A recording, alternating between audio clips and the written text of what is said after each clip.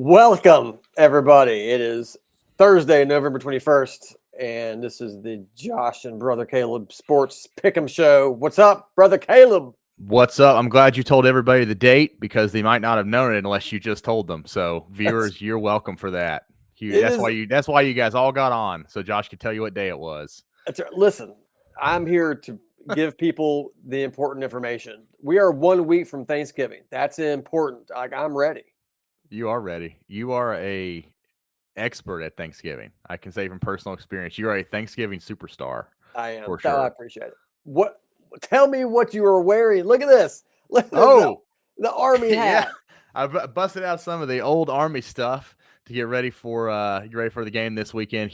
Probably the biggest Army football game outside of Army Navy in decades. Definitely, probably in decades. Obviously, huge for all of Vol Nation too, because if Army can go up there and beat the Irish, that would be incredible for our playoff hopes. So I've got my old black jacket from school, whatever this hat's called. I really don't know what it's called, but we used to have to wear it.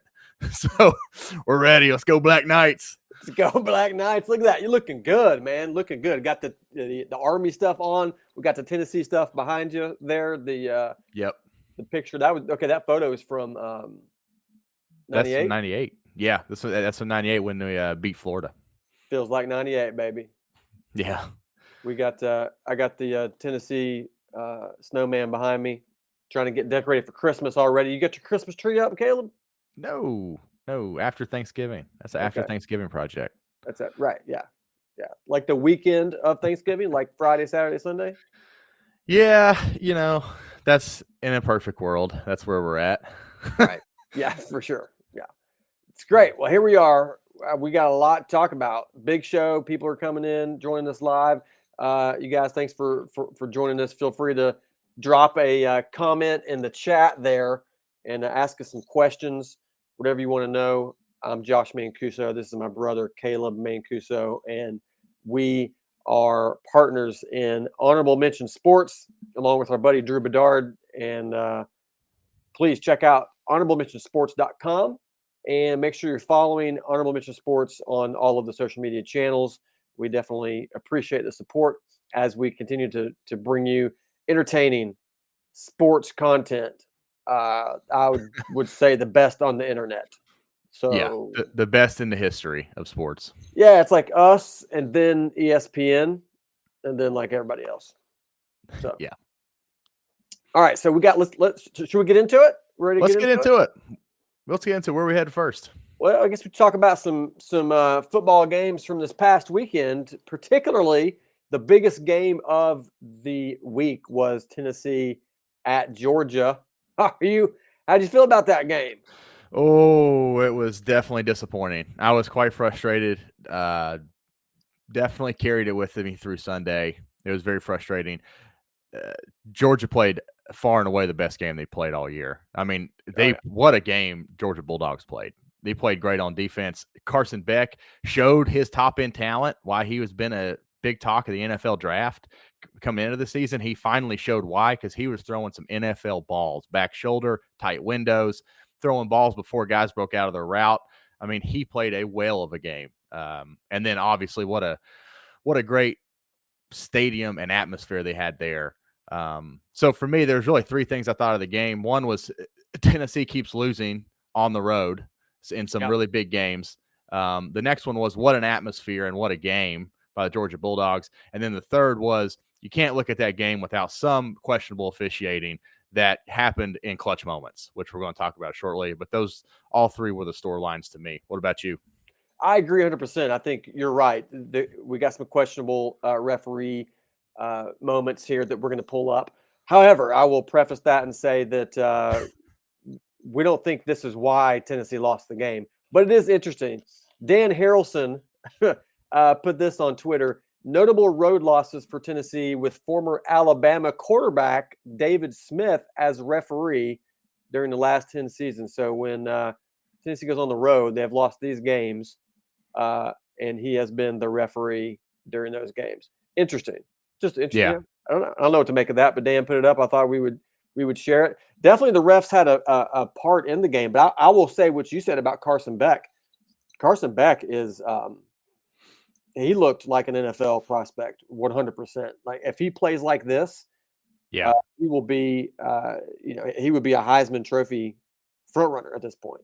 I think Oh, for sure. he's struggled, but I mean, congrats to him for coming back. As a Tennessee fan, I wish he'd waited a week before he came back and decided to tear it up. But pretty cool to see him playing well. The whole team play well. And I'm with you on Tennessee's struggles on the road. Arkansas is a game that Tennessee should not have lost, and they, that was a tough one. So, No. Well, you go all the way, even last year, Tennessee went into halftime up 20-7 at Alabama, and then they lost that game and also did not score in the second half. They lost, I want to say 34-20. yeah, But I know for sure they did not score in the second half. So that's just a weird trend that has kind of emerged for Tennessee. It's like their one challenge Achilles heel. But I'd say this: who goes into Athens and wins that game? The way the Georgia team played, completely different than they've played most of the year. Who goes into Athens and wins that game with all the calls going against them? I don't know. I don't know if there's anybody that wins that game in that. I don't either. I don't think anybody wins that game. I don't think Alabama wins that game. Georgia they were playing their best game. They're at home in Sanford Stadium. It was pretty remarkable to watch. Tennessee is certainly a one half football team, and it's been the second half. For a while. Not this kidding. Week. This time it was the first half, 10-0 up on Georgia, and then cannot do anything in the second half. So I don't know what to make of that. Well, let's get to some of these calls. Let's do it. So here we go. This is brutal. You remember this? Our producer's going to play it a couple times for us. All right, this was ruled incomplete. Is that right? Yeah, it was ruled incomplete. I think it's argued. You can argue if it's incomplete or if it's a fumble. I think what's most disappointing for Tennessee fans is they didn't even review this. They didn't review it. Yeah, they didn't even stop to review it. Now, Georgia had a fumble early in the game that was a little pop pass forward that they reviewed and got right. Yeah. It was the right call, but they were reviewing that thing before the kid was even down. Right, they're buzzing down there as he's running down the sideline. This one happens at Tennessee, and nobody's interested in reviewing it. And it obviously came at a pivotal moment late in the game in the fourth quarter. This could have given Tennessee a chance to swing the momentum and get a big play to get the game back to tied. So that was disappointing. What do you think? You think it's a fumble or no? No, well, I think I'm with you. They should have reviewed this. It's too big of a game, too big of a moment and time in the game. As I'm watching this, I think as objectively as I can be, I think the call was probably right. I don't think he had possession of the ball yet. It's close. I mean, he takes one more step, it's a fumble, right? But he's not quite got the ball secured. He caught it and he's getting it there, but I think there's not enough there. I wouldn't feel comfortable as a referee calling that a fumble. I think that's an incomplete pass. Hard to tell. The biggest point is they should have looked at it, right? They should have looked at it. No excuse to not at least stop the game and look at that play. Yeah. We'll get some comments. Charlie says it was a fumble. Charlie. We hear you, Charlie. We hear you, buddy. It's a close call. We had a couple other calls. What's our next call we got here? There was a few that were different. Here's oh my God. Oh, okay. This was what? Oh my what God. is this nonsense? You cannot. That is a false start if I've ever seen one. You cannot miss another pivotal play. Yes. On this drive for Georgia. They had to. It's ridiculous. They didn't call it. This is unbelievable. I mean, I don't know. At this point, I think this ends up in a 28-yard pass. I think the guy gets down to like the 2-yard line or something like that. This is the play that basically put the game away. If there's a false start, I don't know if Tennessee still wins the game. No. But if they get a stop right here and they have to kick a field goal from like the 33, so that's now almost a 50-yard field goal. Yeah. I mean, anything's possible. So 100%. I think this was it was a bad time call, just like the other one. The timing was poor. But two, it's just so egregious. It's bad. It's before the snap. It's a pre-snap penalty. Like, what the hell are they looking at? What is this? I don't know. Who's watching the line? I mean, this was the announcers caught it. Everybody caught it. Yeah. I don't know how the refs didn't catch it. But again, we're not saying that Tennessee lost the game because of bad referee calling. Right? Georgia beat them. Like, Georgia was the better team. But these are calls that gotta be made by officials. I think at this level of college football, you got to be good enough to see these things and, like the last play, review it, even if it's the right call. You still got to review it because, like you said, never know what can happen. What if they called this false start? They back him up, things go differently. Now Tennessee's got a chance. It's tough. I've never been a referee, so I can't do it. I don't know, but these guys get paid good money. These are big time referees. They ought to be catching this stuff. These are big moments. So I think we had one more. This one is this pass interference here. My gosh, Malachi Starks. Look at this. Absolutely egregious. That another play that. Now I'm looking at that and I'm thinking if he catches that and is tackled, he probably doesn't get a foot down. Anyways, maybe not. I mean, the ball was going, but you never know because he was clearly pass interference, not called.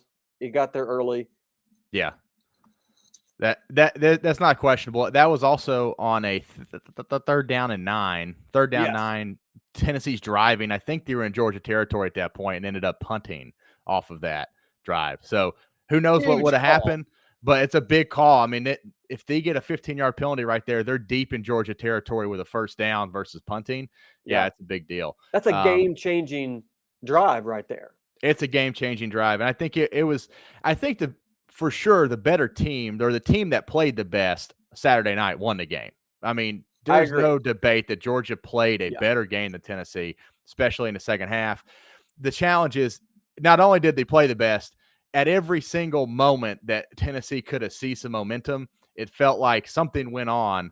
They were not allowed to do that. Whether it was a bad break, a bad call, whatever. I mean, we just talked about the fumble that Georgia had in the first half that was called incomplete. They fumbled the very next play, and the ball rolled like 10 yards down the field, and they got it back. I mean, that's just extremely good fortune on the part of Georgia, right? It is, yeah. It's extremely fortunate. The same thing with the face mask penalty that we don't have a clip of here, but happened on the same drive as the non-fumble call from the pass to the tight end. Maybe that was a face mask penalty. If so, a guy's hand getting stuck by accident underneath the helmet, that's crazy luck that went in favor of Georgia when they were easily stopped on that drive. So I think that was what was most disappointing for Tennessee fans. Yeah. I mean, a great analysis there, Caleb. That's good stuff. We had some comments here. Glenn says, only good thing in Georgia is their pecan pies. Well, all right. Those are pretty good. They are good. Not going to lie. This guy, Black Metal Banjo, definitely was not a face mask. So he thinks he certainly didn't touch his face mask. If he did, he just touched it. He didn't use it. He didn't use it to tackle him any kind of way. You know. I can give the referees some credit in real time, thinking about if you see a head snap like that and a helmet come off. That's hard in real time, but man, frustrating. But Tennessee was not the only team that had to deal with the referees not calling the pass interference. This big game between USC and Nebraska here coming down to the wire. Nebraska's driving. Look at this. Look at this. Dude, that's worse than anything we just saw, I think. Nebraska's wide receiver, Banks here, number 4, going for the ball. USC's guys mauling him, pulling his jersey, pulling him down. There's Ravioli, Patrick Mahomes wannabe. And here's throwing the pass. Look at this. I mean, is this the play that ended the game right here? It's the play that ended the game. USC. Wow. The deal with that interception. That is egregious. That they got to do better. They got in clutch moments. They got to do better. That can't happen. Feel bad for Nebraska. I do too. Never thought we'd say that, but it's unfortunate for them. It's just like bad calls are just part of the game, right? You have to just be able to roll with it. So their philosophy is always, well, you shouldn't have been in a position where the game's that close and you're relying on this one pass to win the game. Well, because you're going to get bad calls throughout the game. You should have won the game before that. So that's my belief. But I mean, when it's that obvious, when you got a guy pulling his jersey off like this and he can't even get to the ball, and it's at the end of the game. I mean, throw that flag. If it was an old 80s jersey that were tearaway, he would have just left with no shirt, just shoulder pads. Been shirtless. Just been out there shirtless. Nothing but shoulder pads. That's what I right. wore for Halloween. Nothing but shoulder pads. That was my Yo, costume. yeah. Oh my God. I hope no kids came to your house. No, I would never. So good. So that's a little bit of a recap from this past weekend. One more thing I got, Caleb, I got to say. First of all, you look great in your uniform. Thank you. I want to salute you, but that wouldn't be appropriate because I was not in the military. Do you still salute when you're out of the military? No. No, you don't. Like if you see a not. current officer, you don't have to salute him. You're like, I'm out. I'm done. Heck no. Yeah, it's a dumb question, wasn't it? Yeah, it's okay. Yeah, it's so okay. no, so we got to bring up something about South Carolina. All right, I've got a clip. Oh boy. South Carolina, Tom Hart, the announcer, on Rocket Sanders' game-winning touchdown against Missouri. The building is literally shaking. It felt like an earthquake when he got in. This is towards the end of the game, I guess. And great run here by Rocket Sanders. We may have the video of this. Luke, do we have the video?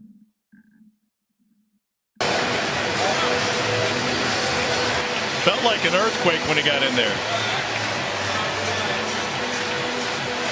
Has made some big plays downfield. Got a small defender on him. Shovel pass. Shovel pass. Rocket Sanders dances to the 5. Breaking tackle. Will not be denied. Carolina back in front.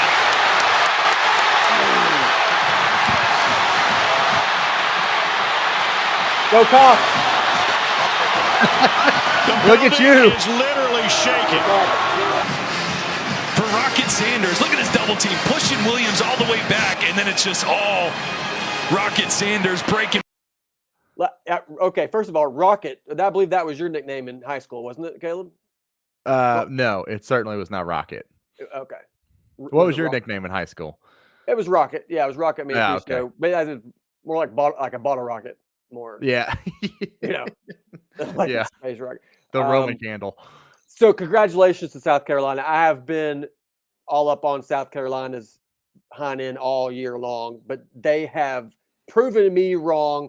All you South Carolina fans that have been giving me crap, it's been well deserved. Okay, I deserve it. South Carolina is the real deal. They're a great team.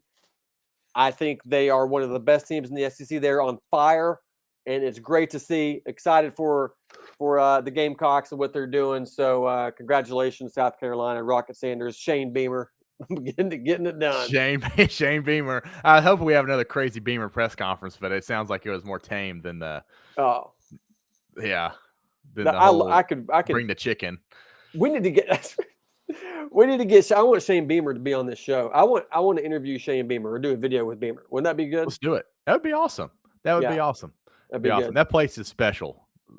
When they have some big games at Williams-Brice, it is a special place. It honestly, and it was really cool because this was the Battle of the Columbias, right? Columbia, Missouri, and which nobody really cares about, and Columbia, South Carolina, where the real Columbia, is, and South Carolina, man, I tell you what, they have won 4 straight games against good teams, and they are. I would not want to play South Carolina right now if I was any team, especially Clemson.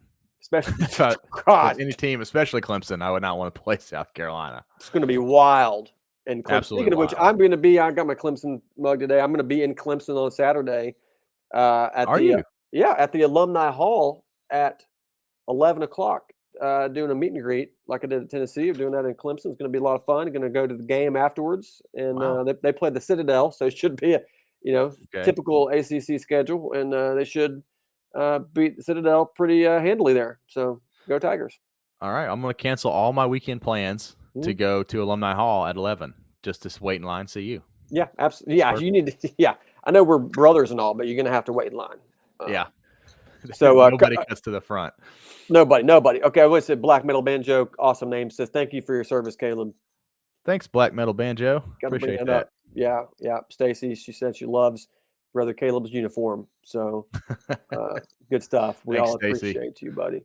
Cool.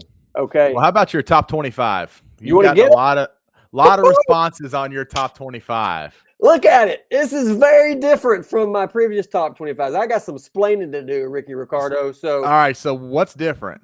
Well, you know what? I've dropped Indiana back to 6, and I bumped up Alabama and Georgia behind Oregon. And then Texas, Ohio State, Indiana, Ole Miss, Penn State at 8. Tennessee at 9, Notre Dame, BYU. I still got BYU in the top 12 because, look, they lost a game to was it Kansas? Yeah, I think it was Kansas. Or I forgot who they lost to. It was a bad loss. But Yeah. they still beat a couple ranked teams. Yeah, it was They're still Kansas. good. Yeah. Yeah. They're still good. But I'm going to say I have been too high on Indiana. We've talked about this. I've been talking about Indiana. They're undefeated. And you and other people are like, yeah, but they haven't played anybody. I'm like, yeah, but this is the schedule they got. And they're killing people. And it's true. They are. You dropped them way back, man. I dropped them, to 6. But, here's the thing. Each week for me, my top 25 is different. It's a clean slate. It's because some people are like, wait, you dropped so-and from 3 to 8 or from 10. Like, well, it's less about where I had them last week and just where I think they are today. It's like every week is a brand new 25. These are the 25 best teams in America as I see it. And I'm still figuring it out. So what do you think about my top 25? You think Penn State is better than Tennessee? No, I don't. No, I don't. I think no, I don't. I think they got one less loss, and that's the only reason why they are there. But there's probably not justification for that, right? No. Where would you have Tennessee? So, I would have them behind Ohio State, but I'm not sure I would have Alabama and Georgia as high because Tennessee has the same record as Alabama and Georgia, and everyone's 1-1 against each other. Somehow Alabama and Georgia are 2-3. Tennessee's 9. Yeah. Here's the honest truth. I don't know what the hell I'm doing. I don't know how to rank these teams because all I know is that I think I know who the best 12 are. I don't know what order to put them in, really. And I don't think anybody does. What about Army at 22? I know. That's the thing. I'm so inconsistent. You had them at 16 at one time. I did. I don't know what I'm doing. It was probably like midnight when I put these together. But after the Georgia loss, I don't know. Stacy, no, I don't. I just ranked them there. Yeah, that's my that's my take. Thank you. Okay, so Army and Indiana. Indiana has the 106th ranked strength of schedule. All right. Army has the 133rd strength of schedule, I think. That is both terrible. So in reality, I shouldn't have the 6 and the 22 that far apart. They should be close, right? Yeah, that's what I think. If they're both undefeated and their schedule is about the same, they should be close. So there's another inconsistency. Yet I'm Big calling Ten bias. myself out on. It's bad. It's hard to know. It's really hard to know right now. It's very hard to know. I'll tell you another one that could be ranked too high. We'll probably talk about this more later, but Texas. If you look at Texas's schedule, they're right up there with Penn State and Ohio State so far. Really, I agree. So I have Texas too high right here. They've got their best win is Vanderbilt. Yes, barely too. So close game. Barely. I think Caleb. I think we got some comments from Facebook and other places. You want to read these for me? Oh yeah. So we got this new segment this week. Saw the best comments Josh got on his top 25. Looks like Michael. Bro, you had UGA at 11 last week behind 8 of these teams. You have more volatility than a middle school girl's emotions. That's good, Michael. I know about middle school girls' emotions. I'll tell you that. I'm right in the thick of that with my daughters. That's are in the thick of that. Oh, man. Put Alabama and Georgia at 9 and 10 and move 4 through 9 up a couple of spots each. That's we can do that. Okay. Yeah. That's not bad. That's not too bad. Wow, you are bad at this. I'm a Georgia fan, and I don't even think we should be that high. But Georgia's got, they've beaten like 4 ranked teams. Alabama's beat like 5 ranked teams. It's just I'm changing my tune over the strength of schedule and how much it matters. It matters a lot. Like Georgia would smoke Indiana. Alabama would smoke Indiana. Georgia did beat Texas. Alabama would beat Texas. I think they both would beat Ohio State. So that's why I got them up there. But I don't know how to do it and do it properly. But Ryan, you're not wrong. I'm bad at this. What was the last one? I didn't see that one. Right here. I'll take Georgia, Alabama, Tennessee, and Ole Miss to be anybody in that top 12. Not a believer in Texas after Georgia drugged them at home. True. SEC bias, damn right. It just means more. Let's go, Case. Yeah. So this whole part about Texas getting smoked at home in their only big game is nuts. It's absolutely nuts. I think that's huge. That's massive. Yeah. Josh, the SEC bias is getting a little ridiculous. Well, I hope Brian doesn't come talk to me. But anyways, Bama lost to Vanderbilt. Texas shrugged with Arkansas, and Georgia has looked mostly bad all year. Okay. Having them all in the top 5 has got to be a joke. Brian, this ain't no. Do I look like a guy that tells jokes for a living? Yeah. This is not this. I am serious about this. All right. This is these SEC teams. Yeah, it's SEC bias. It's because the SEC is the best conference in American football, and just the best teams are there. That's a fact. I mean, Caleb, that's a fact. That's a fact. Caleb, you would go crazy here. That's a fact. This is a great list. As a Clemson fan, I believe Colorado should be ranked ahead of us. That's an interesting take. What? Thank you, Myrtle Bleach. I don't know because Colorado. Myrtle Bleach. Let's go. Colorado is I'm skeptical. I've got them at 18. That's too high. They're good and they're looking really good. But I mean they're 8-2 with the schedule that's not that tough. So I think everybody just loves the hype of Dion and Shador, these guys, Travis Hunter. But they are good. I don't know. It's close. I think Miami should be lower. They haven't played anybody and lost to Georgia Tech. Okay, I buy that, Jason. I'll take that. Lower than what I have them at 11? They're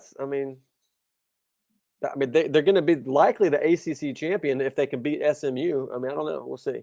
We'll see. How did the Elephants get to number 2? Oh, I get it. Number 2, Dookie. Mary laid it on thick. Woo! That's great. That's Roll awesome. Tide. Absolutely awesome. Very top comments. God, great comments here. And we got who else we got coming in here? Okay, Matt Love bringing in here. Matt, Colorado best team in the Big 12. Ole Miss maybe in the SEC. Go Army, beat Notre Dame. Yeah, I love it. Go Army, beat Notre Dame. I hear you. Let's do it. Yeah, let's get out there and do it. Miller's back. What's up, buddy? Bucks have a 1-point loss to the number 1 team that came down to the last play. True. And after this weekend, we'll have 2 top 5 wins that no one else can say. That is true. That one top 5 win, if they beat Indiana, would be Indiana, who a lot of people would say don't belong in the top 5. I got them. I got them at 6 or whatever. So, as we know, Caleb, my rankings don't mean anything. They don't? No. Well, to me, they mean the world. I mean, I think. Yeah. And apparently to the people commenting. They do. I get a lot of good comments. I appreciate everybody commenting on my rankings. That's great because it's a lot of fun. You want to go to the actual rankings now? Let's go to the ones that matter. Let's go to the actual rankings that matter. College football playoff. These are the rankings. We can see where they're at. Do we have the bracket? We can see the bracket. Yeah. Let's go back to the rankings there real quick. All right. Because what are your thoughts here compared? All right. So I had Alabama, Georgia 2 and 3. Here the CFP's got Alabama 7, Georgia 10. Yeah, Georgia's barely in. That's ridiculous.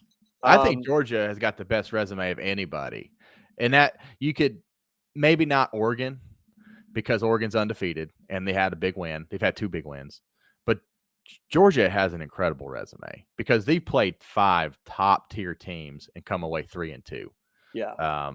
So yeah, Georgia is way too far back. They are way too far back. Tennessee being that far behind Alabama seems just crazy to me. The fact that they beat Alabama. I think the other one I look at too is Ole Miss in here at 9. So of all these 4 teams, Alabama, Ole Miss, Georgia, and Tennessee, when they've played head to head, the home team is 4-0, undefeated 4-0. The visitors are 0-4. If that tells you how much home field advantage is in these big games. That's big. That's huge. Yeah. Okay, so if you look at these teams too, Ole Miss is the only one with a home loss. They have the worst loss by far at home to Kentucky. So I would put them behind Tennessee, Alabama, and Georgia for sure. I'm putting Ole Miss back behind all of them. They're just recently got hot, but they've got the worst loss of all these teams. So yeah, I agree with that. Yeah.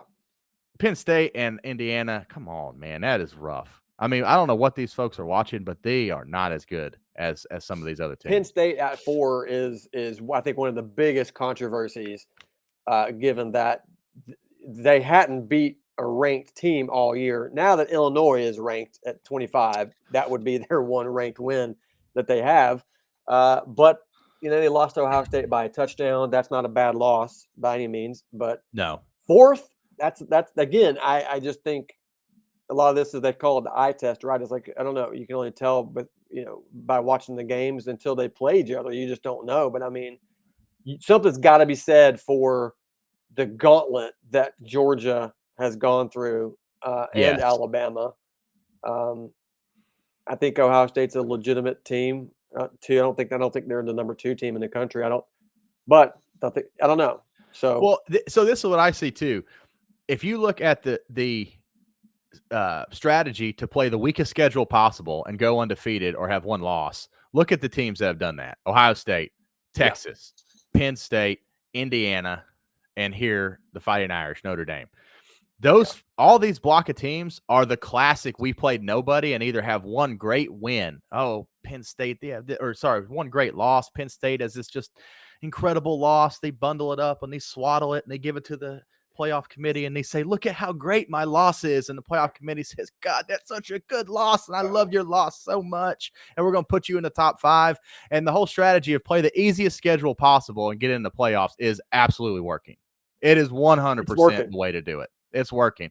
And so if you want to see more games like Alabama played last weekend against Mercer, Tennessee playing UT Chattanooga, Penn State playing all these crappy teams they play, then they're definitely encouraging it. They are not encouraging scheduling big-time opponents like Georgia, who scheduled Clemson, and they're getting zero reward for that at all. Yeah. So spanked Clemson in the opening game. Spanked Clemson. Absolutely spanked. Lost to Alabama, but I mean, it was a close game. I thought Georgia had it won. Then Bama threw that touchdown to Ryan Williams. I mean, it's an incredible game. And then the loss to Ole Miss was just – here's the thing. I will say this about Ole Miss at number 9. I do think they're one of the 12 best teams in the country for sure. But and I don't remember who was that said this, but the talent they've got on the Ole Miss roster is unbelievable. Yeah, and the quarterback that they have. He's so good. They could be undefeated, but they've got so many guys in the transfer portal. It takes a while for them to gel and figure it all out. But if Ole Miss is playing their best ball, I think they could beat anybody. I really do. They've got the talent to do it. Yeah, but I mean, they were able to take Georgia out. They played their best ball and beat Georgia pretty soundly. So it's just the thing about the SEC is they beat up on each other. At the Big Ten, you got 3 or 4 teams at the top, and then the rest of them are garbage. And then so they're like, oh, we're going to put all you guys here at the top. But so because they got less losses or good losses. That's right. Got to play some real teams before that. Well, right, so they're not playing enough real teams. That's the problem. They're not playing enough. Penn State has played one real team, and they got beat and at home, and it's like no big deal. It's like what's the point of them even playing that game? I know. Right. So Lee made a good point. Texas just scheduled a home and home with Notre Dame. It comes up in a couple of years. Great move there. That's what these teams need to be doing. They need to be scheduling good non-conference games. I think the Vols tried to do that by scheduling NC State, who was a highly ranked team coming in, but NC State ended up not being as good. As they thought. But a couple notes before we go to the bracket. My opinion that Tulane and UNLV don't need to be anywhere near this top 25 ranking. I don't see that. I don't understand that based on their strength of schedule and the fact that they have a loss or 2. I don't know. I mean, what are they doing in there? I would have a 6-4 Georgia Tech who beat Miami and who has a healthy quarterback and is going to challenge Georgia in 2 weeks. I would have them in there above UNLV. I would have a 7-3 Syracuse team in there above Tulane. why are we having all these, American Athletic Conference teams in here, right? I mean, and these, like, I just don't. Is it because we just want to include them? It's because they're not valuing a strength of schedule whatsoever. It's the same reason why they got Georgia at 10, who's played all these good teams, and they're not any higher, because they are valuing what your record is, whether you're playing high school teams or you're playing big-time programs. Yes, that's it. So the thing that's interesting to me is Army. So Army's at 19. No one's talking about Army getting in. Army's got a lot left to do. But here, listen to this. If Army wins this weekend, and they beat Notre Dame, number 6 Notre Dame, the next week they have to turn around and play Tulane in the AAC championship game, right? Yeah. If they win that game, now Army suddenly has 2 wins in the top 25, and they've got 1 in the top 10, which is 2 more than Penn State has. And it's also 2 more than Texas has, right? You can't leave Army out. And then, of course, they have Navy, who could ruin the whole thing. But you got Navy sitting there like 6-2. So Navy could almost be close to ranked at that point. So you're going to have Army has a chance to get in the playoff. Like if Army wins here against Notre Dame, Tennessee fans want them to lose to Tulane in the AAC championship. Yeah. Because they have a bona fide argument if they win the next 2 weeks. I agree 100%. Yeah. Well, here's the bracket. First of all, if looking at it is confusing when you see the numbers, beside these, because like BYU is 12 right there. Well, they're like 17th or something or whatever, 15th or in the thing. So these are the seedings, which are different than the rankings, which can be confusing. It's because they give the top 4 conference champions the buys straight into the quarterfinals, which would be at this point Oregon, Texas. They're thinking was just absurd to me that Texas would get a bye at this point. But this is how it is. Miami as the ACC champ, and then Boise State would jump up there. And look who gets left out of this entire thing. All right, the Vols, ranked number 11, brutal. Still can't get in. And that would be a travesty. I mean, it's brutal. It's absolutely brutal. I don't think that's going to happen because there's still a lot of football left to be played. Yeah, including Tennessee has to win at Vanderbilt. That's not a guaranteed game. But it's very disappointing for Tennessee. It's very disappointing to see Alabama, Georgia, and Ole Miss all have the same record and all have the same record against each other, and somehow Tennessee gets left out. It's really hard not to look at that and say, why? Well, what is going on? Yeah. Especially, like I said, with Ole Miss taking the worst loss of them by far. Yes. Kentucky at home. So I'll read these games to you. Why don't you tell me who you think is going to win?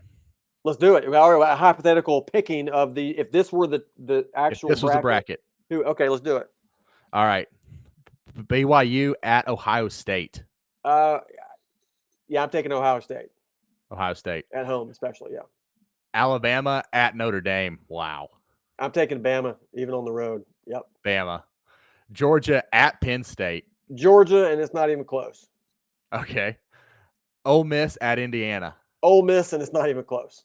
Yeah. I agree. All right, so now you got Ohio State at Boise State. Yeah, Ohio State at getting the nice, easy schedule here. Sorry, it's not at Boise State. These are neutral site games. Correct. Yes, good call. Yep. Yeah, so Ohio State has to go through BYU and Boise State. Ooh, so yes, I'm taking Ohio State to win that. Yeah, what a good bracket that sets up for Ohio State. Very nice. Woo. All right, Alabama and Oregon. Golly, Oh. I'll go Oregon. I'll go Oregon there. I think I'm not going to pick against Oregon really until I see them lose. And I don't know. They snuck away last week from Wisconsin, but I mean, I'll take Oregon. All right, so you got Ohio State, Oregon up here. So we're going to go Georgia versus Miami. Yeah, I'm taking Georgia there. I think I think it is closer than you might think. I think Miami scores some points, but I'm taking Georgia.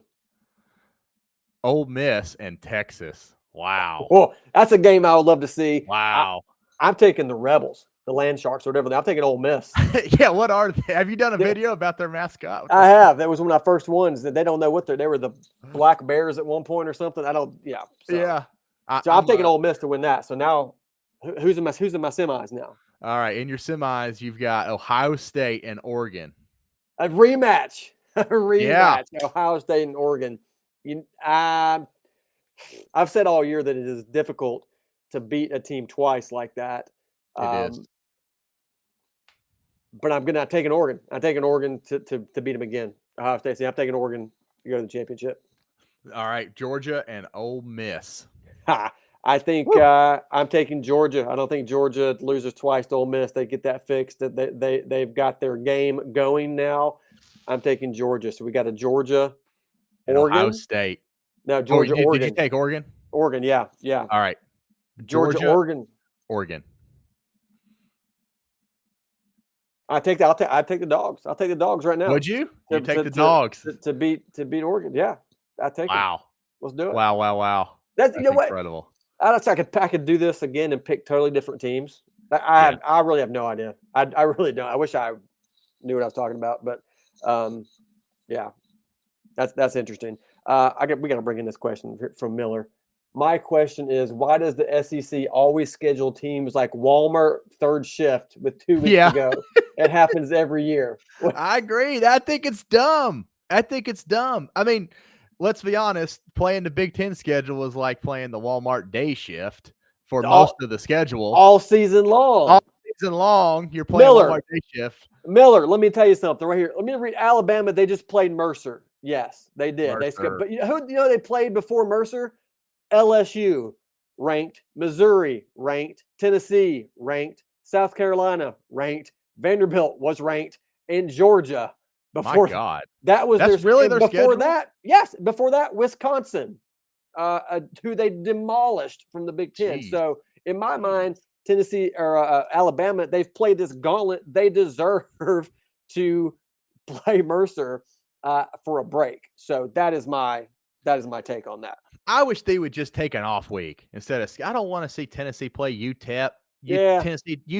Tennessee played UT Chattanooga. It's in the same school. Randy Boyd's the president of both schools. We sent an interdepartmental transfer from Knoxville campus to Chattanooga campus to send them the money for playing us. It didn't even leave the damn school system. That's the craziest thing I've ever seen in my life. They need to quit. Those games are stupid. I am totally with David on that. Those games are stupid. I'm with you. They are stupid. But my point is that after that gauntlet, you got to give them a break. So maybe it's just a bye week instead of playing. Yeah, I don't know. Games. Frank here, he says Oregon and Georgia is what Saban predicted. Oregon needs that Georgia rematch. Look at that. So Saban and I are basically on the same page. He and I are both very good at this. Yep, absolutely. Absolutely. I think we were going to talk about Indiana. We got a little thing for Indiana here. I think we had Josh Pate, who I love Josh Pate.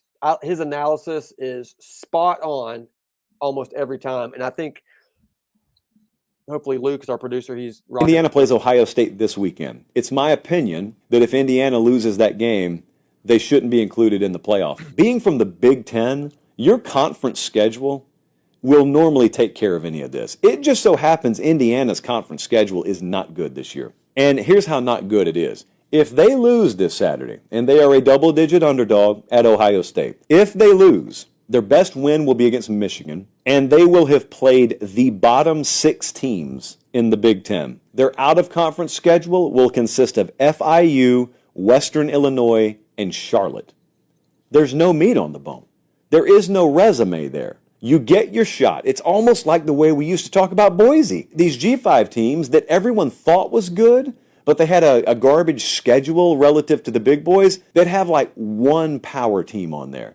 And everyone understood, okay, they've got to really perform well against this one power team, and that's their only shot. If they're 11-1, there are differing opinions out there. I think the committee's going to leave them out in the cold. But not everyone agrees with that. A lot of people think there'll still be room at the table for Indiana. If there's room at the table for Indiana, I am telling you, mark my words, if Indiana gets in over a 5th SEC team, and the reason is, well, Indiana's got one fewer loss than that SEC team. All hell will break loose. And in that particular scenario, I wouldn't even blame the SEC. Yeah, he's right. Caleb, what do you think? If Indiana's 5 right now is where the committee's got them. If they lose a close one to Ohio State, Are they in? I don't think they should be in. Are you asking me what I think or what the committee's going to do? Both. What do you think? And what do you think will happen? I think they should get kicked right on out. They're not playing anywhere near the level of competition that many of those teams are playing, especially the ones from the SEC. What I think is going to happen, though, they're going to get in. They're going to get in at like 11. Yeah, 10 or 11. I don't think the committee is going to kick them out because their behavior thus far shows that they don't really care about the quality of competition a team is playing. What they care about is the number of wins they have. That's what I think. Yeah. Well, what if Ohio State just kills them, beats the brakes off of them? They're definitely out. They gotta be. I mean, I think the committee, if they get absolutely smashed, I think the committee is going to knock them out because what they don't want is these playoff games to turn into just drubbings like they have before. And that's what could happen. They're trying to see, can Indiana compete? If they get smoked, no, Indiana is going to get they're going to get bounced. They're going to get bounced. I like this question from Susan. Tell me where Texas has a great schedule. I'm with her. I agree. Texas does not have a great schedule. No, they don't. They don't. And that's my point. The key is get you a weak schedule like Texas has. Yeah. And get through it. Texas is going to have a better schedule coming up because they got to play Texas A&M, and then they probably are going to play in the SEC championship game. So they're going to get 2 chances to get looking that way. But yeah, here's Texas's 2 biggest games. Michigan, they beat Michigan, who's a 5-5 team this year. Yep. And Vanderbilt, who is good because they beat Virginia Tech and because they beat Alabama. But that's their best win is Vanderbilt. Their other top 5 team they played was Georgia. They lost that one pretty badly. Beyond that, they did beat Oklahoma. They did beat Florida. They beat Arkansas. They beat Mississippi State, Louisiana Monroe, UTSA, and Colorado State. So not a strong record there. The Florida game was so skewed because Florida's playing their 3rd-string quarterback, who's a Yale transfer walk-on. Whatever. Yes. So I mean, if they had Lagway, I would definitely count that as a much better win. But I mean, they were inept without a quarterback. So at any rate, what's your thoughts on Indiana? Well, I think I've watched Indiana play some football this year. They look good. Like they look like a really good team. And I've said all year, I've said they can't help who their schedule is and who they play. Their job as a team, Kurt Cignetti and their coach and their players, is to go out and play the best they can do. And they have beat the snot out of most of the teams they've played. So they're like, this is what we've been given. So we're going to show you what we can do. And they've beat everybody soundly, except for Michigan, which was a closer game, but they did win the game. Again, Michigan's a 5-5 team. I think Indiana's played one team that has a winning record, and that team is like 6-5 or something. Rest of their team. So it is bottom tier, which is why I think, if they beat Ohio State, they definitely should be in. I mean, and it's possible, they could do it.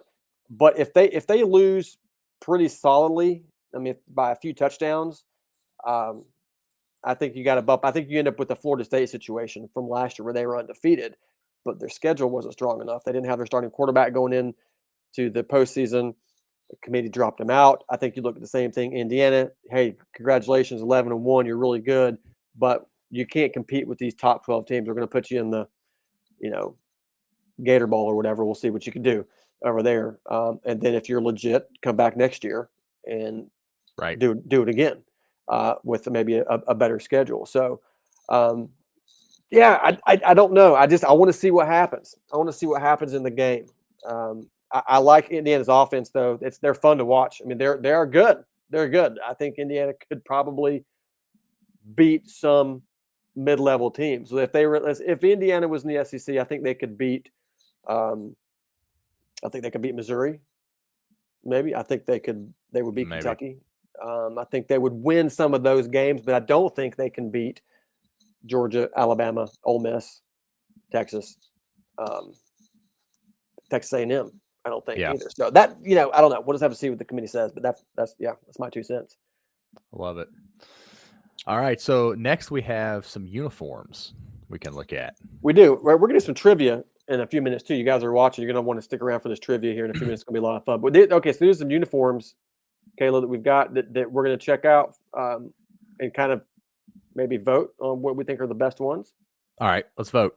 Okay. All right, here's Oregon. That's a sick. That is nice. They get those feathers going up through there, the silver, they get kind of the matte finish on the helmet. Oregon does uniforms better than anybody. They do. In the country. Okay, we got SMU. These are sleek. Those blacks. These are sleek. That's nice. Nice. They're not with the blue trim. Yeah. That's good. See the classic. Dude, that classic USC with the stripe on the sleeve, that maroon and gold. Reminds me of high school right there, buddy. Our school colors and science silver, maroon and gold. So I like it. Uh-oh. Army. Oh, I think these are this weekend. Woo, look at Notre that. Dame. Look at that speckled paint and that all black with that bright white. Oh, dude. And they got the units from the 101st logos where they were in World War II. So it's the logos from World War II for the different units that were in the 101st Airborne this week. So that's a pretty cool uniform. That's awesome. Pretty cool. Okay, Boise State. I think when you have bright colors like that, it can be hard to make a uniform look like really sexy or cool or sleek because the bright colors. But that's the all white with the pop of the orange and the blue, and they got the state in the shape of the state, Idaho. That's cool with the horse. Yeah, with the Bronco. the Bronco. Cool. That's cool. Although I love their uniforms. I like best when they're blue and match the blue turf, which I think is illegal now. I think they outlawed that, but that was that's like camouflage. It was bananas. Oh, I'm seeing a lot of Army uniform comments. Yeah, you guys drop comments in there. What's out of these 5? What do you like for uniforms here? Like it. Stacy says Curtis Army. says Army. Stacy says Army. We like it. A lot of Army. I'm picking Army. I think Army's is better by far. I'm gonna roll with Army too. Todd says go Army. Let's go. That's that all black and that is just bad A right there. That is If I were to rank them, I think I would go Army uniform number 1. I think I'd go USC number 2. I love that classic, and then probably Oregon, then SMU, then Boise State. How would you rank? I'd do Army and then Boise. Okay. And then USC and then SMU and then Oregon last. I like that. Yeah, Brett Crabtree says Army. Yeah. Army, let's go. Man, appreciate you guys tuning in. Make sure you're following us on Honorable Mention Sports channels, not just my channel. I appreciate you guys following me. Make sure you follow Honorable Mention Sports because that's where other content besides my goofy videos will come up. So make sure you're doing that. We're going to get some trivia going here in just a minute. But first, we've got some picks. We're picking some games. Usually we pick 12 games. We've narrowed it down. We're just doing like 6 or 7, I think, this week. So we're the more important games, I guess you would say. So, Caleb, let's get to it. Let's get to it, man. So the first game on the docket for you, Alabama is at Oklahoma this week. Looks like they got a big chance to win, according to ESPN. What do you think? A game that I was preseason looking forward to more than I am now. I've been to Oklahoma. Yeah. I've been on the sideline. I've been at a game. It's a great environment. Wanted to see that crimson on crimson matchup, but Alabama heavily favored in this game. I think Alabama definitely wins. I don't think it's particularly close. And what's the spread there? 14. Yeah, I don't know. I think Alabama covers that spread. Alabama is rolling right now. They're playing some of their best football. So yeah, give me the Tide. Yeah, I'm going to take the Tide. They're going to cover that spread. Oklahoma, they just have absolutely nothing on offensive side of the ball, just nothing. And so Alabama rolls. Got to give a real credit to Alabama's coach, DeBoer, after the Vanderbilt loss. He's pulled off. You got to give him a lot of credit. That's got to be a pressure pack situation after losing to Vandy. So I'm taking the Tide. I agree. That is absolutely true. Very cool. I mean, and Vanderbilt's turned out to be actually a good team. So Yeah, it's not. but It wasn't at the time, it was like, oh, what happened. I got to show this real quick. Brett says, "Got to get that hair in regulation, Caleb." yeah, yeah. Maybe my beard too, and Yeah. my height weight standards need to get that back in regulation. If I'm gonna get back in the Army, They will let you back in like that. That's good. yeah, I need to do some push-ups and start running again. Oh, that's good. After cutting All my right. hair. Our next pick, which is sort of the game of the week right here Let's for a go. lot of folks. Army at Notre Dame. Caleb, what is going to happen? Your alma mater taking on the Irish of Notre Dame in Yankee Stadium. In Yankee Stadium. Yankee Stadium. Yeah, how classic is that? I wish I was going. Got plenty of friends that are going. Man, I wish I was going. But at any rate, yeah, Army not given a lot of respect here on ESPN Matchup Predictor, and I see why. They are so big and fast at Notre Dame. That's what scares me. The size of those kids and the speed of them. When Navy played them, it looked like they were really taken aback at the beginning of the game by just the physicality and speed that Notre Dame has. And that's what I'm most concerned with. If Army can just weather the storm of just the immediate shock of how big and fast Notre Dame is, I think they can win the game. I really do. I think they can win. But they got to weather that immediate shock that Notre Dame couldn't. Obviously, for Army to win the game, they've got to play almost perfect. I mean, they can't turn the ball over. They might have to make a timely turnover or two. They might need a couple of those questionable calls that Georgia got to fly up there to Yankee Stadium and go for Army, right? Sometimes you need them to win big games. My head tells me to pick Notre Dame, but there's no way I'm picking Notre Dame. We're taking Army, baby. The sons of Slum and Gravy coming at you. Go Army football. Let's go. Go Army, beat Navy, and beat Notre Dame. That's right. That's I right. love it. I am, buddy. You know, you're my brother. You went to West Point. I'm so proud of you. You've done some great stuff. I love Army. I'm a huge Army fan now because of you. I want Army to win this game because I love Army. It also helps Tennessee as a Vols fan. Army pulls the upset over Notre Dame in Yankee Stadium, but it ain't going to happen. I'm taking Notre Dame. I don't blame you. Because it's just brutal pick. It's so tough. But you know, I think that Army is semi one-dimensional with Bryson Daly being such a great quarterback / running back. I mean, he's like top 5 in the country in rushing as a quarterback. I mean, he's just unbelievable athlete. But Notre Dame is. I've heard from people Notre Dame is overrated. I don't know. I mean, they are a good team. I think Notre Dame defensively is going to be able to contain Bryson Daly. Maybe not at first, but they're going to figure that out. They're going to contain him, take away some of the other opportunities they might have to score. So I think Army keeps it interesting for a while. Notre Dame pulls away at the end and takes care of business and gets it done and ruins the hopes of Army fans everywhere. But I hope I'm wrong. I am pulling. I hope you're wrong too. I hope you're wrong too. Hey, this is one for our friend, Mr. David Miller in the comments. Always, he loves the Heisman talk. Hey, if Bryson Daly goes off and has a big game, God, you got to start thinking about Bryson Daly for the Heisman. 100%. Rushing touchdowns, got to. So, all right. I mean, even if they lose, Bryson Daly is an amazing athlete. I think he deserves to be in the conversation. So, yeah. I'm with you, 100%. All right, next game on the docket is Vanderbilt at LSU. Huge game for Brian Kelly out of nowhere. Who would have thought this ends up being a big game? It's in Death Valley. I saw LSU had a players-only meeting this week after the shouting match that went on the sidelines between Brian Kelly and a player. What do you make of that, and what do you think?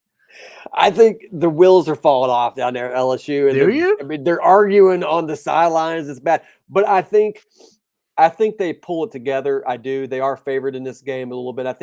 I want to pick Vandy because there's such a great Cinderella story. I like Clark Lee. I like Diego. And it's just great to see what they're doing. But they got to go to LSU, which normally is a problem. Now, Alabama went in there and mopped the floor with them in their own stadium. But Vanderbilt, I don't think that Vanderbilt beat Alabama, but Vandy is not in a place right now that they were, I don't think, earlier. LSU, they need this win so bad.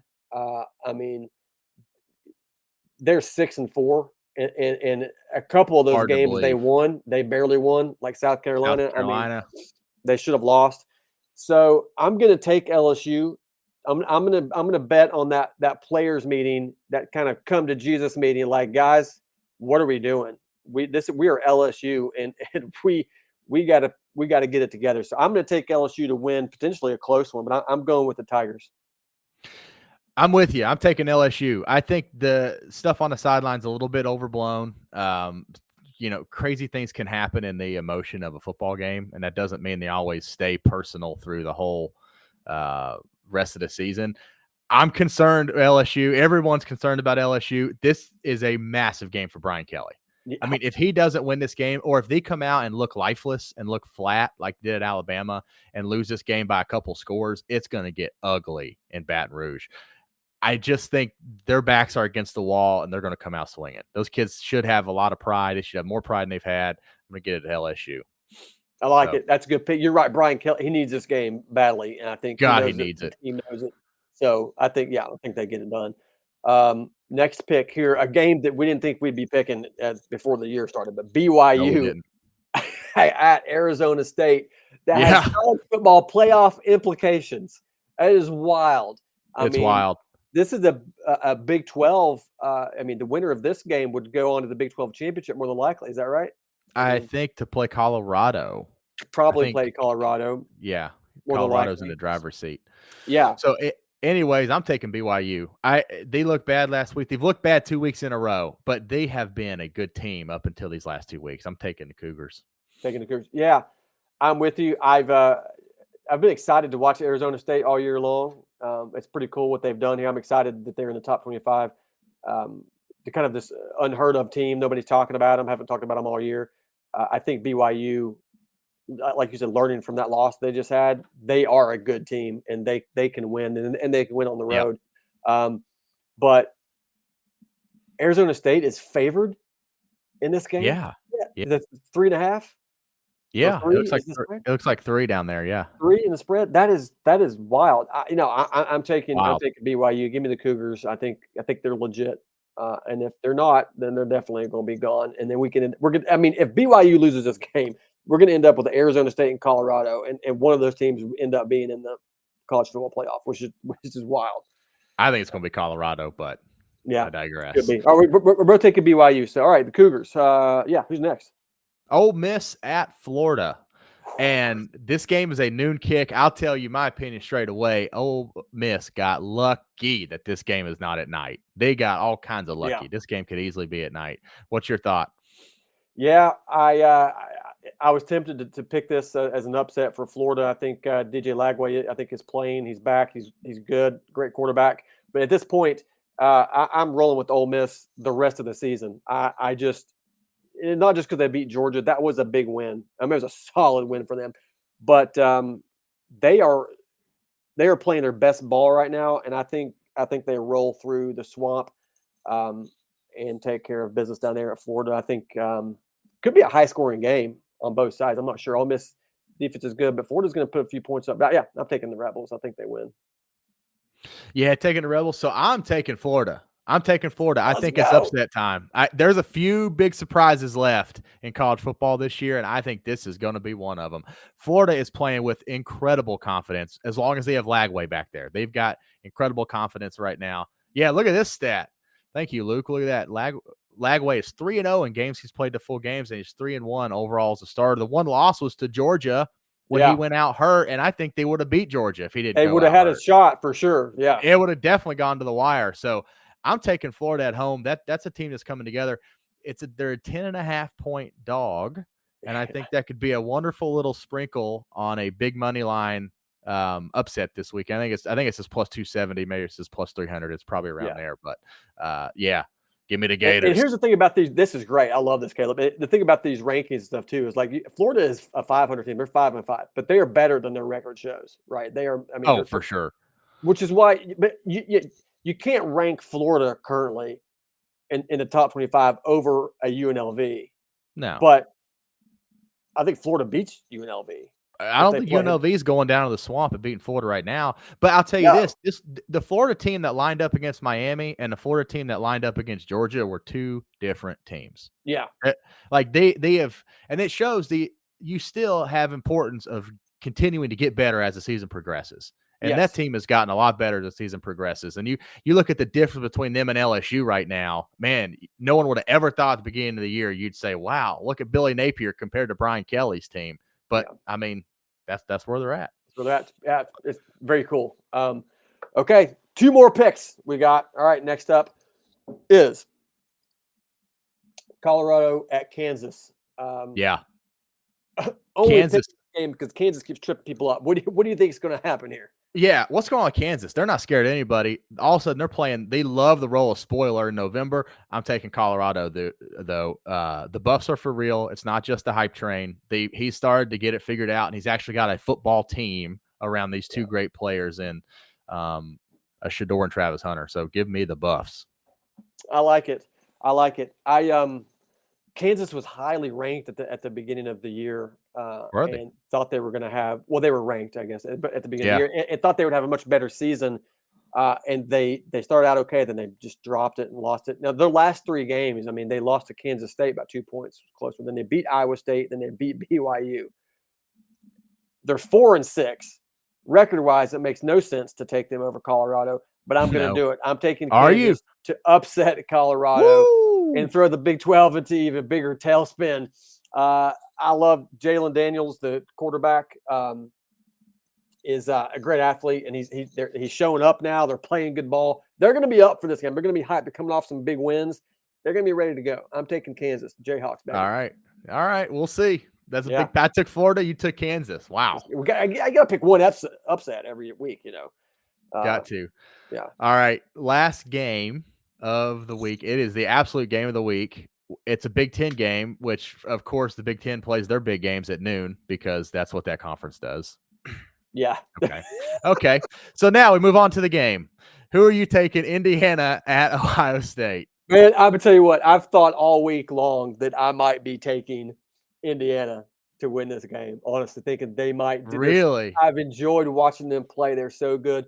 I don't think I can, in good conscience, take them for one main reason, and it's just the talent on that Ohio State team. I think in Ohio State's defense, Indiana has not faced a defense like Ohio State. Indiana can score points. They can, and in the teams they've played, they've scored a bunch of points, but those teams have abysmal defenses. Toughest defense they played is Michigan, and Michigan's defense isn't awful, but it's not good. No, Ohio State's defense is pretty elite. And so for that, I'm going to take Ohio State. I think it's possible Indiana covers that spread of 13.5 because I do think they will score a little bit. And I imagine a low-scoring game, though. I think, I don't know, 28 to 17. I don't know. I really know the score prediction, but I am taking the Buckeyes. I think they do win the game. But I think it's going to be one of those games where Indiana is going to be, it's not really a blowout, but it's not a close game. And so we end up in this position of just like, well, we don't know what to do with Indiana now because we don't really know how good they are. So that's my take. But I'm taking the Buckeyes in Ohio to get it done. And Horseshoe. Oh, I think that's a great breakdown. And that's exactly what I think is going to happen. I think Indiana is going to lose. I think it's going to be relatively close in the first half. Ohio State's going to be deeper and more physical and pull away in the second half. And they're going to end up winning by like 10 to 20, somewhere in that range. And nobody's going to know what the heck to do with Indiana because they're going to lose the game, but it's not going to be a bloodbath and it's not going to be like an overtime. So, yeah, that's my prediction. We'll see how it pans out. But I think close early, Ohio State pulls away, and then we'll have a lot to talk about next week. We will. I can't wait. I love it. I love the craziness that happens within college football. The playoff is awesome. And when you go through those games and we start picking, it gets me so excited for them. Yeah. Now, Miller here is talking about Miller, where'd you go? Ohio State's got a seriously banged up O-line. I'm not aware of that. Didn't know. But, I mean, even still, I think there's still too much for Indiana. So, So we got some trivia here to end, but before we do that, we're gonna talk about real quick. We kind of missed this earlier, but if you're a Tennessee fan, and I know that we have a lot of listeners and viewers who are not Tennessee fans, we just happen to be Tennessee fans.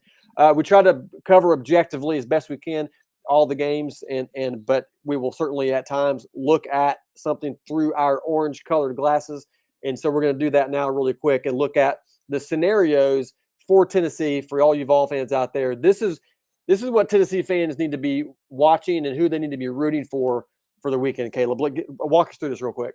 Yeah, so Ole Miss at Florida. If Florida can win this game, which I predicted, Ole Miss is clearly out of the playoff situation, which puts the Vols squarely in it. Indiana, Ohio State, we've talked about this quite a bit already, but we need Ohio State to beat the brakes off of Indiana, which they're capable of. We'll see. Army versus the Irish Notre Dame this weekend at Yankee Stadium. We need an Army win. A loss for Notre Dame will certainly put them out of the playoff. Penn State at Minnesota. We need a Minnesota win. I don't know. Everyone loves Penn State's losses so much. Maybe they'll actually move up if Penn State loses another game. Another great loss to give the committee. But in all seriousness, if Minnesota wins, Penn State's probably out. Josh likes Minnesota's chances this weekend. I was surprised. I do. By that. It's not a game we picked. We didn't pick it, but I'm not going to go as far as to say Minnesota wins the game. But I think they can win the game. I think Minnesota has shown up in a couple games that they weren't expected to show up in. They beat Illinois. All right. They beat Maryland, UCLA, USC. All right. Decent wins for them. They just lost to Rutgers last week by 7. So you never know. But out of this group here, I think if you're a Vols fan, the most likely scenario is that Minnesota upsets Penn State. In my opinion, and Caleb's picking Florida to beat Ole Miss, but you need something like this to happen. Need something to happen. And you got Alabama and Oklahoma. I don't think that'll happen, but that would help Tennessee. I got Brett Crabtree down here in the comments says, I feel pretty confident the Vols are in. Yeah, I agree with you, Brett. There's enough games coming up, and the Vols are close enough that something is going to happen in college football, and I think Tennessee's going to get in. So, that's great. Good. Rob Stein. Oh man, that's good. Yeah, I mean, it's a good pick, Florida over Ole Miss. I thought about it myself, but I'm too high on Ole Miss right now. I think they're too good, but we'll see. They're feeling it. So we're gonna go to some trivia here to wrap up the show. A lot of fun. I love doing trivia. So we're just gonna go back and forth. I'll ask the first question. All right, Caleb, you ask the second question, and you guys feel free to jump in here if you want to. Try to answer these questions as well. All right, what team, Caleb? What team has the most defensive touchdowns this season? I have no idea. Defensive touchdowns. Can you give me a conference? And I don't know the answer. Only Luke. You don't know the answer. So we'll both answer. But I'll let you go first. I'm going to pick maybe Army. I don't know. That's right. All right, maybe Army. I'm going to pick Ohio State. I'm going to go to Ohio State. It's probably some random team we didn't think about, but Tulane. Oh, Tulane. How about Green that? Wave. Wow. All right, next question for you. Okay. All right. Which team has the highest percentage of scoring in the red zone? I actually am going to take Army on this. All right. Well, I was going to go Army too, actually. But so we're both rolling with Army. Yeah. Yeah. Oh, hey. Very good. How about it? Very good. The Buckeyes. Wow. Which team has the highest percentage of defending in the red zone, Caleb? I don't really know. I know Tennessee's was really good before Georgia, but Georgia probably knocked that well down. Who else would have a great defense? All right. How about Indiana? I'll take Indiana. Hey, why not? Yeah. I'll go Tennessee on this one. All right. Army. Oh, Army, what? Oh, I should have known that one. Oh, man, that's good. Caleb? Defense has the most sacks. I'm going to say Ole Miss. Which team's defense has the most sacks? Ole Miss. That's good. That's good. Dang, I don't know. You're saying Ole Miss? I'm saying Ole Miss. I'm gonna go Penn State. Okay. Oh, Aha. nice. Well done, buddy. Nice. Okay. Which team has scored the most points per game? Miami. That's a good pick. I'm going to go Indiana. Dang, you are whipping me right now. 2 out of the last 2. Yeah, we need to keep score next time. I know. I know. All right. Which team has the highest completion percentage? Pass completion percentage. Makes me think of like a old Hawaii team or something. Right. Yeah. Hawaii, Fresno State. Honestly, Army could be a competitor in this one because sometimes they'll throw the ball 5 times and complete 4 of them. That's true. Who are you taking? I'm gonna sneakily say Army. You're gonna go with Army on that one. I'm gonna go. I'm gonna go Clemson. Okay. See, maybe Clemson's in there. Oregon makes sense. They are number one. That's a pretty good stat. They are the best team in college football. Passing yards and passing touchdowns. Who's the Oregon quarterback? Gabriel. I'm going to go with him. Which quarterback has the most passing yards and passing touchdowns? You're going Dylan Gabriel? Dylan Gabriel. I'm going Cam Ward. Okay. That was my second pick. Got it. Cam Ward. In my mind, still a front runner for the Heisman at this point. People will get some good comments in here, good guesses in here. Which player has the most rushing touchdowns this season? Ashton Jeanty. He is he's got to have it. Got to be Jeanty. If it's not, yeah. Behind him, it would be. I'm pretty sure Bryson Daly's up there. Dylan Sampson. That's true. Bryson Daly would have been a good pick there. He's had a ton. Oh yeah. Which quarterback has the most rushing touchdowns? I'm taking Bryson Daly. Bryson Daly, easy. Bryson Daly. Yeah, Bryson Daly. Yeah. Look at that. Look at that monster. Look at that. Man, dude, he's an animal. Ready to run through the wall at Yankee Stadium. He's ready. Last question. Which player has the most receiving touchdowns this season? Oh, that's a tough one. We haven't had any. What about major Shedeur? Receiving touchdown? Oh, it's about Travis Hunter? Yeah, I meant to say Travis Hunter. Yeah. Okay, receiving touchdowns this season. Oh man, I feel like this is a player from like a San Diego State or somewhere. Yeah, I don't know. The only one I can really think of would be Travis Hunter. But I don't think that's right. I don't think so. I'll take Trey Harris. Oh, you Nash. Called it. Yeah, you called exactly where that kind of program that'd be coming from. Yeah, I said San Diego State, but San Jose State. I was going to say Trey Harris from Ole Miss because that guy is good as well. Awesome. Good trivia. If you guys like the trivia, let us know in the comments and places where what you want us to do on the show. Trying to figure out different segments that are fun, interesting. I love picking games, talking about controversial stuff, rankings, all that good stuff. Doing a little trivia. Make sure you're following us too on Honorable Mention Sports channels, and if you so desire, scan that QR code, give us a couple bucks there to keep the channel going and keeping the opportunities to talk football and everything going. So we'll be doing this every week. Now next week, I don't know, it's Thanksgiving, so we may or not be doing it on Thursday. That is Thanksgiving Day. Yeah. So we'll look for a Wednesday show. Maybe we'll see about that. But here, look at Miller coming in here. Miller coming in with the Heisman update. He has to have it. He loves the Heisman. This is the Heisman update, brought to you by David Miller. Look, that's right. Love it. All right, Caleb, go ahead. Right, we'll finish the show with our top 5 Heisman candidates. All right, it looks like Travis Hunter is the odds-on favorite for sure. If they keep winning it, and if they win the Big 12 championship, he's going to win. He's going to win. All right, but you got to give top 5. You got to take the Boise State running back, Ashton Jeanty, right? Yep. I'm putting him in. I'm putting the Oregon quarterback in, Dylan Gabriel. I'm putting Cam Ward in from Miami. And then in that 5th spot, I'm probably going to put Bryson Daly, and I might add a 6th, maybe put in Tennessee running back Dylan Sampson. He had 100 yards and a touchdown last week, so we'll see.